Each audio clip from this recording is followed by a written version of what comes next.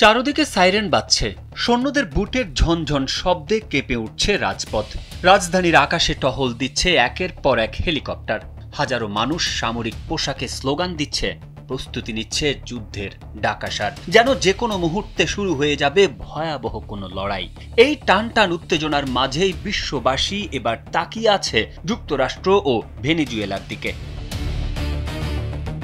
ঘটনার সূচনা ডোনাল্ড ট্রাম্পের তীব্র হুঁশিয়ারির মধ্য দিয়ে। তিনি হুঙ্কার দিলেন, ভেনেজুয়েলার প্রেসিডেন্ট নিকোলাস মাদুরোর সামনে এই মুহূর্তে দুইটি পথ খোলা আছে, যার একটি সহজ পথ আর অন্যটি কঠিন। তবে মাদুরো কোন পথ বেছে নেবেন তা একান্তই তার নিজের সিদ্ধান্ত।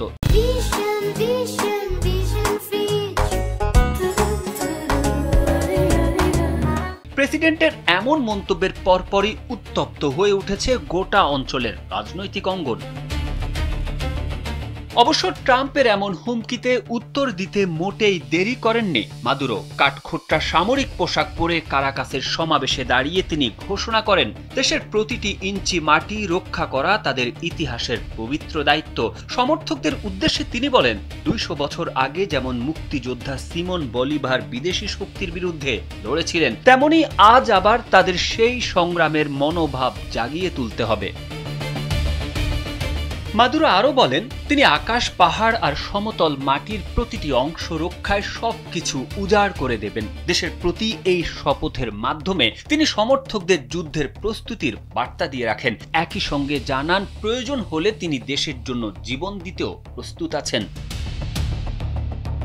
অন্যদিকে যুক্তরাষ্ট্র ৪ মাস ধরে ক্যারিবিয়ান সাগরে বিশাল সামরিক শক্তি মোতায়েন করে রেখেছে। যদিও আনুষ্ঠানিকভাবে বলা হচ্ছে এটি ল্যাতিন আমেরিকার মাদক চক্রকে দমনের জন্য পরিচালিত একটি সমন্বিত অভিযান। ওয়াশিংটন দাবি করছে মাদুরো নাকি একটি কুখ্যাত মাদক চক্র পরিচালনা করেন, যা সম্প্রতি সন্ত্রাসী সংগঠন হিসেবে চিহ্নিত হয়েছে। তবে বহু বিশেষজ্ঞই বলেন, এমন কোনো সংগঠনের অস্তিত্ব এখনো খুঁজে পাওয়া যায়নি।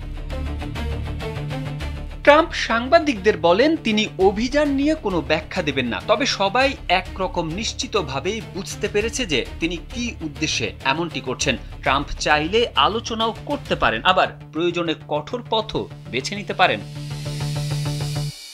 বিশ্লেষকদের শঙ্কা, যুক্তরাষ্ট্র ইতোমধ্যে ক্যারিবিয়ান সাগরের নৌকা ভিত্তিক মাদক চক্রের বিরুদ্ধে অন্তত 10টি প্রাণঘাতী অভিযান চালিয়েছে। পরবর্তী পদক্ষেপ হিসেবে তারা ভেনেজুয়েলার ভেতরেও হামলা করতে পারে। তবে এতে মাদুরো ক্ষমতাচ্যুত হবে কিনা তা নিয়েও সন্দেহ রয়েছে। বরং ব্যর্থ হামলা তাকে আরও শক্ত অবস্থানে নিয়ে যেতে পারে। সব মিলিয়ে নতুন করে অস্থিরতার স্রোত বইছে দক্ষিণ আমেরিকার দেশ ভেনেজুয়েলায়, যার কেন্দ্রে রয়েছে রাজধানী কারাকাস। তারেক আহমেদ, কালবেলা।